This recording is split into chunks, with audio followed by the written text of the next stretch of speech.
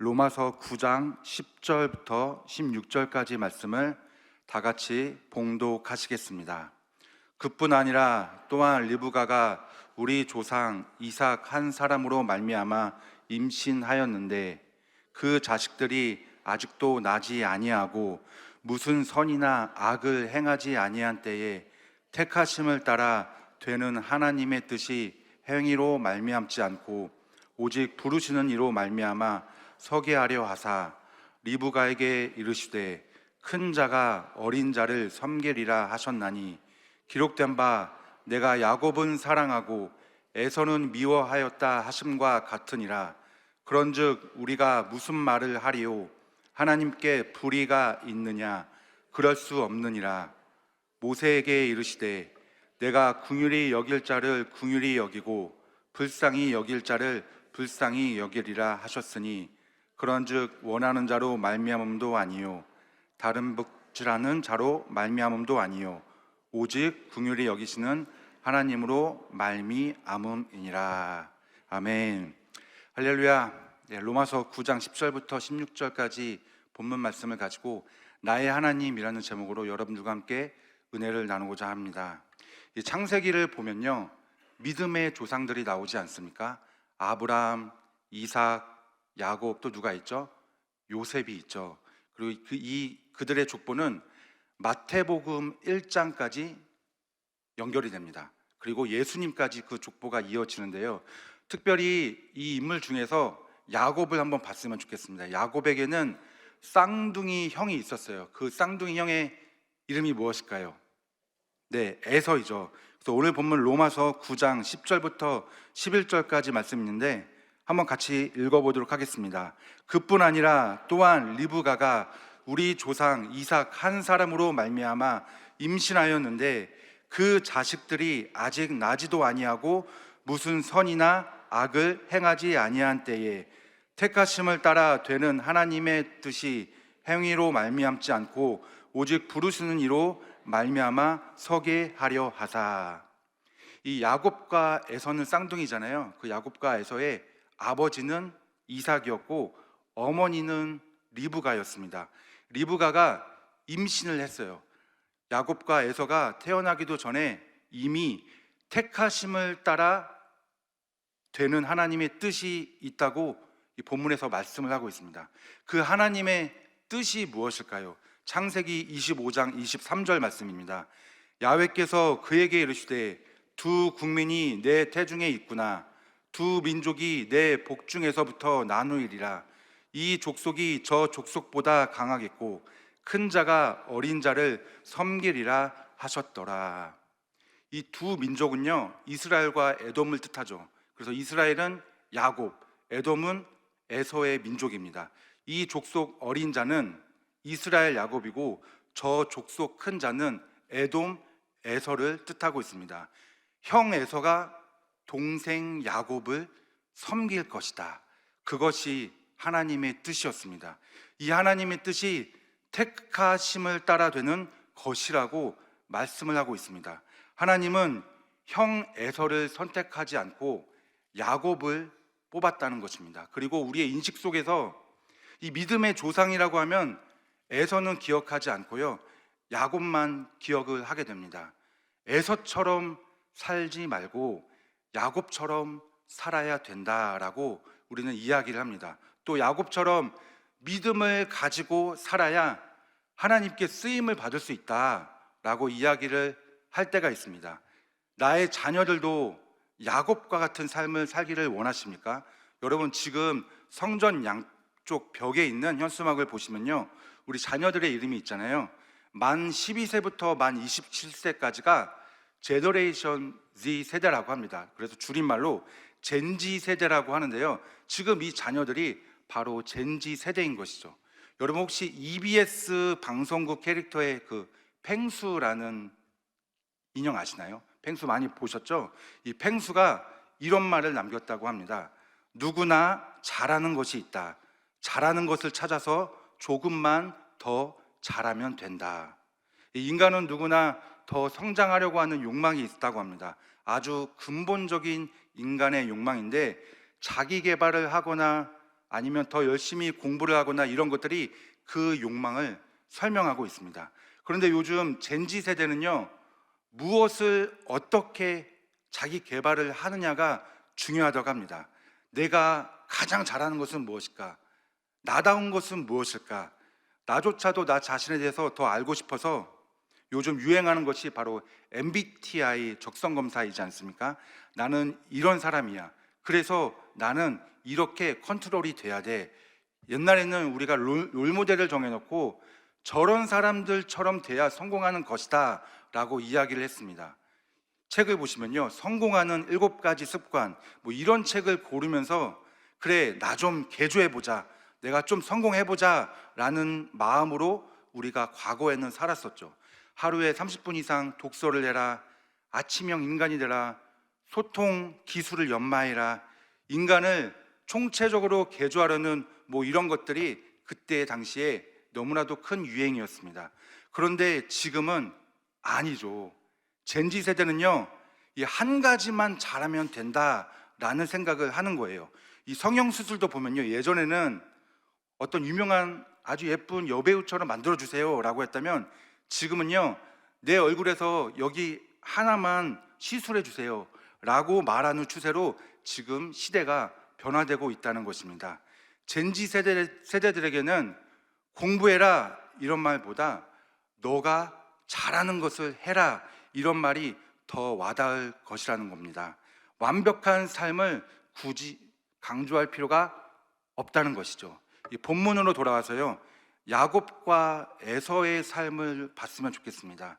이 태어나기 전부터 이미 야곱은 택함을 받았고 에서는 불행하지만 택함을 받지 못했습니다. 이 사람들은 성경을 통해서 잠시 생각을 합니다.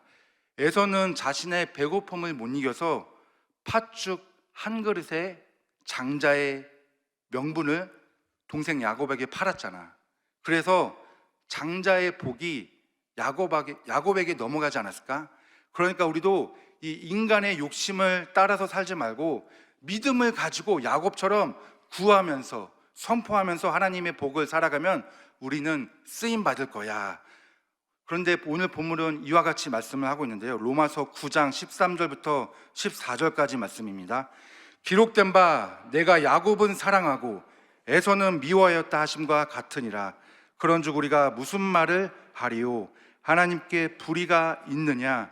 그럴 수 없느니라. 여러분, 나의 하나님은요, 어떤 미움도 없는 분인 줄 믿습니다. 에서는 미워하고 야곱을 더 사랑했다. 야곱이 장자의 복을 구하였기 때문에 하나님이 사랑하셨고 복을 주셨다. 그럼 나의 하나님은요, 사랑의 하나님이 아니라는 겁니다. 학교 선생님들처럼 공부 잘하는 애들은 조금 더 좋아하고 공부 못하는 애들은 잘하는 애들보다 덜 좋아하고 이런 하나님이 아니라는 것입니다. 요즘에 저출산 문제로 인해서 많은 대학교가 문을 닫는다고 하는데요, 이 문을 닫는 대학교는요, 거의 대부분 지방에 있는 학교들입니다. 학생들 들어오지 않으니까 등록금이 없는 거고, 그래서 학교 수입이 없으니까 학교가 유지가 안 되니까 문을 닫는 것입니다. 반면에 이 수도권에 있는 대학은 문을 닫을 필요가 없습니다. 계속해서 학생들이 지원서를 내고 들어오니까 학교가 잘 유지가 되는 것입니다.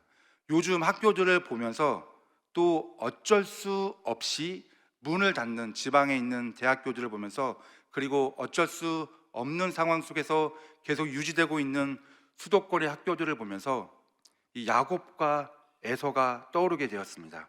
이 야곱은요, 수도권에 있는 학교, 에서는 지방에 있는 학교. 아니, 하나님도 세상처럼 수도권에 있는 학생들을 더 우대시하고 그들을 통해서 장자의 복을 세우고, 반면에 지방에 있는 학생들은 에서처럼 택하지 않고 그냥 택함 받지 못한 안타까운 인생을 살게 하실까? 그런 생각이 들었습니다. 이 본문을 묵상하면서요, 하나님의 택하심에도 차별이 있는 것일까? 하나님도 세상처럼 성공의 기준을 가지고 우리 사람들을 판단하는 것일까? 하나님 안에서 성공과 실패는 무엇인가? 기도 많이 하면 원하는 대학에 들어갈 수 있고, 기도 적게 하면 원하는 대학에 들어가지 못하는 것, 그것이 하나님의 뜻이겠습니까? 본문에서 이미 야곱과 에서는요, 태어나기도 전에 택하심을 받았다라고 말씀하고 있습니다. 오늘 본문 로마서 9장 11절 앞부분 말씀입니다. 그 자식들이 아직 나지도 아니하고 무슨 선이나 악을 행하지 아니한 때에 택하심을 따라 되는, 야곱은 성공한 인생, 에서는 실패한 인생이다. 이 기준을 팥죽 한 그릇으로 장자권을 팔았던 에서의 모습만을 가지고 우리가 하나님을 묵상하면 되겠냐, 이 말씀을 드립니다. 저는 아니라고 생각합니다. 왜냐하면 제가 경험한 하나님은 성공한 인생, 실패한 인생, 이런 기준을 가지고 계시지 않기 때문입니다. 여러분, 우리가 왜 기도를 합니까?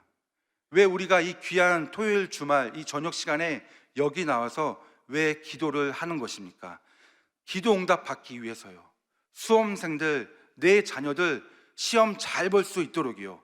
만약 그 이유 때문에 이 자리에 나오셨다면요, 진짜 나의 하나님이 누구이신지를 다시 한번 깨달으시는 은혜가 있기를 주님의 이름으로 축원드립니다. 14절 말씀 보면요, 하나님은 불의가 없다고 말씀을 하십니다. 불의가 무엇인가요? 의롭지 않거나 정의롭지 못한 것, 이것을 바로 불의라고 하는데요, 쉽게 말해서 하나님은 불공평하지 않으신 분이라는 말씀입니다. 이 성경에 나오지 않지만 에서는 하나님께 이야기했을 거예요. 하나님, 저 너무너무 배가 고파서 그래서 제 동생한테 장자권을 넘겨주는 대신에 팥죽을 사 먹었어요. 진짜 너무너무 배가 고파가지고 어쩔 수 없었습니다. 에서야, 너는 장자의 복을 받을 수 있는 믿음이 부족하다. 그래도 그렇지 어떻게 나의 이 장자권을 함부로 팔 수가 있느냐? 미안하지만 너는 아니다. 여러분, 우리의 하나님은 누구이십니까? 그리고 나의 하나님은 누구이십니까? 하나님은 절대로 불의가 없는 분이심을 믿는 여러분들의 삶이 되시기를 주님의 이름으로 축원드립니다.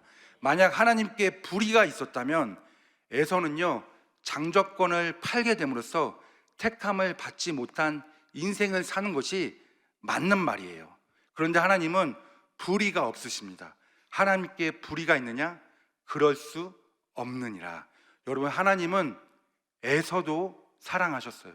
에서도 하나님을 사랑했습니다. 우리가 장자권의 축복을 사고 판 것을 가지고만 하나님에 대한 그 사랑의 깊이를 판단할 수가 없는 것입니다. 하나님은 에서를 사랑하셔서 민족을 허락해 주셨거든요. 이미 태 중에서 두 민족이 나올 거라고 말씀하셨는데 그 하나님의 언약의 말씀은 이루어졌습니다. 그 말씀이 어디에 있느냐? 바로 창세기 36장 1절 말씀에 있습니다. 1절 말씀입니다. 에서 곧 에돔의 족보는 이러하니라. 이 에서는요, 에돔이라는 민족을 이루었습니다. 창세기 36장은 1절부터 43절까지 그 긴 내용에 대해서 에돔에 대해서 말씀을 하고 있습니다. 그리고 북이스라엘, 남유다, 블레셋, 모압, 이 밑에 있는 땅이 바로 에돔 땅입니다. 이 에돔은요, 나중에 이 남유다가 바벨론에 의해서 멸망했을 때 바벨론을 도와줬어요. 그리고 남유다 멸망시키는데 큰 공을 세웠습니다. 그리고 자연스럽게 그 나라도 사라지게 되었습니다. 이 하나님은 택함을 받은 야곱의 족속 이스라엘을 통해서 일을 하시게 되는데요, 그 일은 지금도 하고 계시고 현재 진행형인 줄 믿습니다. 그런데 단순히 에서를 사랑해서 그 에서의 족보가 그래서 사랑을 받았기 때문에 창세기 36장에 남겨져 있는 것일까요? 하나님은 나의 하나님이시기도 하지만 너의 하나님이시기도 하고 그분의 하나님이시기도 하고 결국 하나님은 우리 모두의 하나님이심을 믿습니다. 하나님은요, 나 혼자만 구원받기를 원하지 않습니다. 모든 사람들이 천국 백성이 되기를 원하십니다. 그래서 성경에서도 이스라엘 민족만 말씀하고 있는 것이 아니라 이 에돔 민족도 말씀을 하고 있는 것입니다. 개도, 쟤도, 얘도 모두가 천국 백성이 되기를 원하시는 그 하나님의 마음을 깨달으시기를 주님의 이름으로 축원드립니다. 이 하나님은 에돔 족속도 구원받기를 원하셨고, 그래서 성경에 기록을 해둔 것이고, 여러분, 우리가 하나님의 마음을 받아서 내 자녀만 놓고 기도하는 것이 아니라 여기 써져 있는 모든 자녀들의 이름을 놓고 기도하시는 그런 은혜를 깨달으시기를 주님의 이름으로 축원드립니다.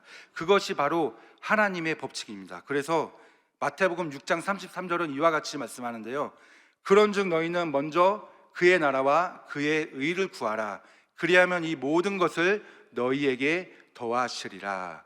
여러분, 내 자녀만 놓고 기도하지 말고 모든 자녀들을 위해서 기도할 때 그것이 하나님의 뜻을 이루는 것인 줄 믿습니다. 그의 나라와 그의 의를 구하는 것은 하나님의 뜻을 구하는 것인 줄 믿습니다. 하나님의 뜻을 구하면 하나님이 모든 것을 더하시기 때문입니다. 오늘 본문 로마서 9장 15절에서 16절 말씀이 있는데요, 좀 길긴 하지만 우리 같이 한 목소리로 읽어보도록 하겠습니다. 모세에게 이르시되 내가 긍휼히 여길 자를 긍휼히 여기고 불쌍히 여길 자를 불쌍히 여기리라 하셨으니 그런즉 원하는 자로 말미암음도 아니요 다른 박질하는 자로 말미암음도 아니요 오직 긍휼히 여기시는 하나님으로 말미암음이니라. 이 사도 바울이요, 갑자기 모세 이야기를 꺼냅니다. 모세에게 이르시되, 그러니까 이 말씀은요 출애굽기에 있는 말씀입니다. 출애굽기 어디에 있냐?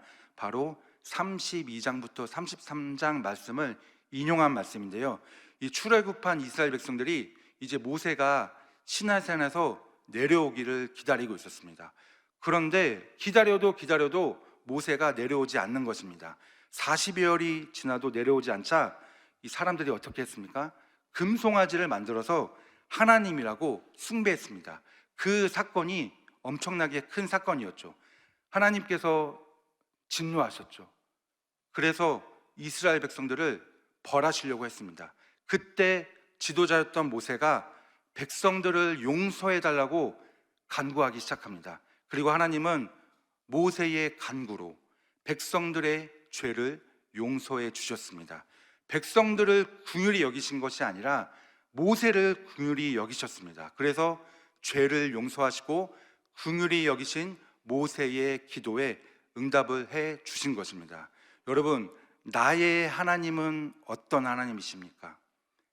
그분은 긍휼의 하나님이신 줄 믿습니다. 불쌍히 여겨주시고 사랑해 주시고 은혜를 베풀어 주시고 돌보아 주시는 하나님. 하나님은 야곱을 긍휼히 여기셨기 때문에 야곱에게 복을 더하신 줄 믿습니다. 야곱은 자신을 긍휼히 여기시는 하나님의 은혜를 체험하기에 장자의 복을 받은 줄 믿습니다. 여러분, 이 긍휼히 여긴다는 것이 무엇일까요? 제가 14년 전에 그 여의도 순복음교회에서 월드미션이라는 프로그램에 참가해서 이 중동 지역으로 단기 선교를 다녀온 적이 있습니다. 3주 동안 이제 그 선교지에서 단기 선교를 했었는데, 이제 끝나고 한국에 돌아왔을 때 북한 선교에 대한 마음을 받았습니다. 그리고 꿈이 생겼어요. 북한에 가서 교회를 세우자, 북한 땅에 복음을 전하자. 이 모든 것을 다 포기하고, 한국에서의 모든 것을 다 포기하고 호주로 갔습니다. 왜 호주로 갔냐고요? 그때 소식을 들었는데 호주 시민권을 가지고 있으면 한국 사람이어도 북한 땅에 들어갈 수 있었다는 것입니다. 대한민국 국적으로는 북한 땅에 갈 수 없지만 호주 국적으로는, 시민권으로는 북한 땅에 갈 수 있다. 그래서 정말 많은 후원을 받고 학생 비자를 발급받아서 호주에 가서 열심히 준비를 했습니다. 그런데 하나님은 1년 만에 저를 다시 한국으로 부르셨습니다. 제가 다시 한국에 오니까요, 몇몇 사람들은 이야기하더라고요. 뭐지? 너 왜 온 거야? 라면서 이런 반응을 보이셨는데, 저도 솔직히 호주 가기 전에요, 이 하나님의 비전을 받고 호주에 가는 거라고 그렇게 이야기를 했는데, 막상 한국에 다시 돌아오게 되니까 이거 어떻게 하지? 이런 생각들이 앞서게 되었습니다. 하나님께서 나를 한국으로 부르신 이유를 보여주겠습니다 라고 이야기하면서 신학교 시험을 준비했는데요. 근데 한번 떨어졌어요. 되게 당황스러웠습니다. 하나님이 나를 부르신 걸로 생각했는데 시험에 떨어졌네. 그런데 다행히도 그 다음 시험에 이제 합격을 해서 신학교에서 열심히 공부를 했습니다. 이제 저에겐 한국에 돌아온 목표가 있었습니다. 꿈이 있었습니다. 바로 여의도 순복음교회 전도사 시험을 응시하는 거였어요. 하나님이 나를 부르셨다. 고로 나는 이제 하나님이 부르신 자리로 들어가면 된다. 그래서 2015년에 1차 필기 시험을 봤는데 떨어졌어요. 그래서 한 번 떨어졌으니까 한 번은 경험 삼아서 보면 되지, 내년에야 붙겠지. 왜냐면 여의도 시험은요 1년에 한 번만 있었거든요. 6월 달에. 그래서 내년에는 나를 부르신 하나님의 뜻이 이루어질 거야, 이 기대를 안고 1년 후에 다시 시험을 보게 됐습니다. 그 연도가 2016년이었는데요 1차 필기 시험은 합격을 했어요. 이제 하나님의 부르심이 확실하구나, 내가 이제 한국에 다시 돌아온 그 상황들을 보여줄 수 있겠구나 라고 생각을 했는데 2차에서 떨어졌어요. 굉장히 혼란스러웠습니다. 이 길이 내 길이 아닌가? 이 하나님 살아 계시는 거 맞는가? 내가 하나님의 음성을 잘못 들은 거 아닌가? 난 뭐지? 나 이제 어떻게 해야지? 이 확신을 가졌는데 떨어지니까 너무 힘이 든 거예요. 그래서 2017년 이 마지막으로 도전하자, 3번 하자, 이 어려운 마음 끝에 다시 도전을 하기로 했습니다. 그리고 준비를 했어요. 2017년 6월 달이었는데요 이 필기 시험 당일날 제가 새벽에 일어나서 기도하는데 눈물이 계속 나는 거예요. 이번에 떨어지면 안 되는데, 갑자기 마음 가운데 불길한 마음이 들면서 눈물로 계속 기도를 했습니다. 그런데 이 눈물로 계속 기도를 하는데 정말 이건 거짓말이 아니라 이 집 베란다에 갑자기 비둘기 한 마리가 딱 앉는 거예요. 그 난간에. 성령이 비둘기같이 오신다는데, 성령님이 오신 건가? 그런데 정말 신기한 것은 이 눈물이 갑자기 그치더니 마음에 설명할 수 없는 기쁨과 감동이 찾아오기 시작했습니다. 여러분, 그리고 어떻게 되었겠습니까? 2017년 8월 달에 저는 당당하게 여의도 순복음교회 전도사 합격 통지를 받았습니다. 당시에 이 교회에서 운영하는 교역자 카페가 있었어요. 거기에서 최종 합격자 명단에 제 이름이 있더라고요. 그리고 지금 제가 이 자리에 서 있습니다.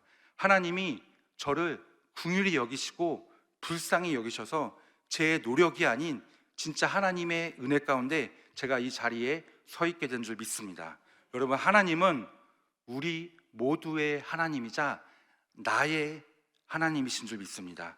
내 자녀들이 열심히 노력하고 내가 열심히 기도하고, 이것보다 더 중요한 것은 바로 이 말씀입니다. 로마서 9장 16절 말씀인데요 그런즉 원하는 자로 말미암음도 아니요 다른 박질하는 자로 말미암음도 아니요 오직 긍휼히 여기시는 하나님으로 말미암음이니라.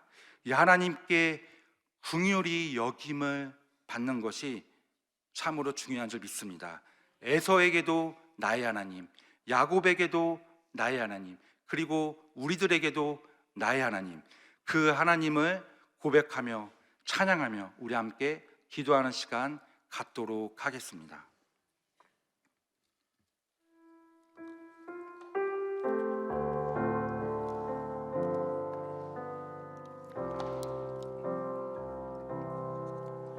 나의 사랑, 너는 어여쁘고 참 귀하다. 어느 보석보다 귀하다. 내가 사랑스럽지 않을 때 너를 온전히 사랑하고 너와 함께하려 내가 왔노라. 나의 사랑, 주의 사랑, 사랑은 결코 변치 않아. 모든 계절보다 꽃이네. 푸른 마르고 꽃은 시드나 주의 말씀은 시시해. 실수가 없으신 주만 주님의 나라와 주님의 나라와 뜻이 나의 삶 속에 임하시며 주님 알기를 주만 보기를 소망해.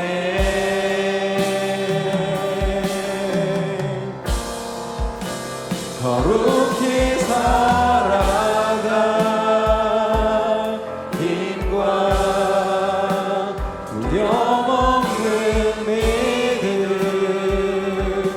주신 나의 하나님 완전한 사랑 주님의 나라와